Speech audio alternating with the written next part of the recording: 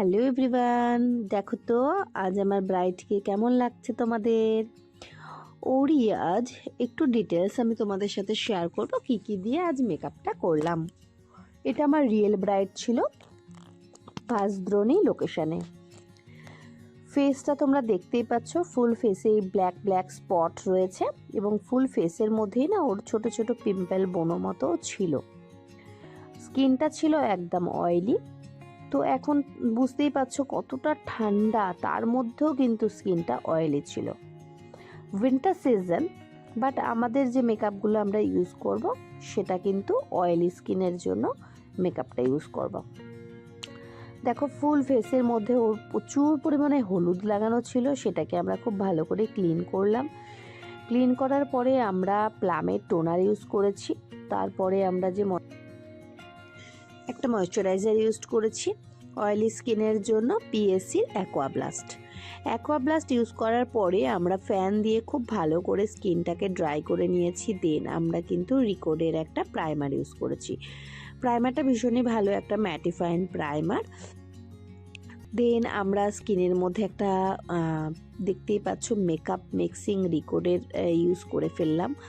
Makeup মিক্সিংটা আমি use করতে ভীষণই ভালোবাসি। এটা ইউজ করলে এটা মেকআপের সাথে ফাউন্ডেশনের সাথেই অবশ্যই মিক্সড করতে হয়, কিন্তু আমি ফাউন্ডেশনের সাথে মিক্সড করিনি, আমি ফেসের মধ্যেই প্রথমেই লাগিয়ে দিয়েছি। এটা আমার খুব ভালো লাগে, এটা লাগালে ফেসের মধ্যে একটা গ্লো চলে আসে। দেন আমি দেখো মেকআপ স্টুডিওর একটা হাইলাইটার ইউজ করেছি। মেকআপ স্টুডিও হাইলাইটারটা ইউজ করার ফলে ফেসের মধ্যে দেখো বিভিন্ন জায়গায় ওর আনইভেন টোন রয়েছে, এই আনইভেন টোনটাকে আমি ইভেন করছি। ইভেন করার পরে আমি ফেসের মধ্যে দেখো একটা কনসিলার, হালকা একটা কনসিলার বেস লাগিয়ে ফেললাম ফার্স্ট। স্কিনের মধ্যে না আমরা প্রচুর পরিমাণে ফাউন্ডেশন বলো আর কনসিলার বলো প্রথম ফার্স্ট স্টেপেই কিন্তু প্রচুর পরিমাণে লাগিয়ে ফেলবো না।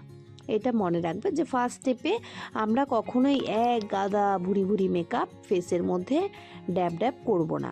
প্রথমে আমরা খুব কম করে ফাউন্ডেশন বা কনসিলার যেটাই ইউজ করো সেটা খুব কম করে লাগাবে। লাগানোর পর ফেসটাকে খুব ভালো করে ব্লেন্ডিং করবে। ব্লেন্ডিং করার সময় আবার ফাউন্ডেশন বা কনসিলার যেটাই ইউজ করো সেটাই আবার অল্প করে লাগাবে। এইভাবে 2 বা 3 স্টেপে তোমরা কাজ করবে, তাহলে কি হয় এইচডি ফিনিশটা ভীষণ ভালো আসে। বুঝতে পারলে? তো এতে কি হয়, নন এইচডি মেকআপও যদি তুমি তোমার খুব সুন্দর টেকনিকের দ্বারা করো না, তো নন এইচডি মেকআপটাও না এইচডি ফিনিশিং দেয়। তো সেক্ষেত্রে আমরা দেখতেই পেলে তোমরা। দেন তারপরে আমরা ম্যাকের ফাউন্ডেশন ইউজ করেছি। আমার ম্যাকের ফাউন্ডেশনটা ভীষণ ভালো লাগে, আমি ম্যাক দিয়েই করেছি আজকে। তো ম্যাকের ফাউন্ডেশন ইউজ করার পরে আমরা পাউডার সেট করে নিলাম। দেন আমরা আইব্রোটা কারেক্ট করছি। এমনিতেই দেখো ব্রাইডের আইব্রোটা দেখতে বেশ ভালো, খুব সুন্দর লম্বা চড়া চড়া আইব্রো। তো এই আইব্রোটাকে আমরা আরও একটু প্রমিনেন্ট করে দিলাম, আর একটু সুন্দর লাগবে। আজ আমার মডেলের কিন্তু রেকমেন্ড ছিল খুব সুন্দর দিদি একটা আই মেকআপ করে দিও। তো তাকে জিজ্ঞাসা করা হলো কীরকম আই মেকআপ করবে একটু যদি বলে দাও। তো সে বললো না, তুমি তোমার পছন্দের মতোই আমাকে একটা আই মেকআপ করে দাও।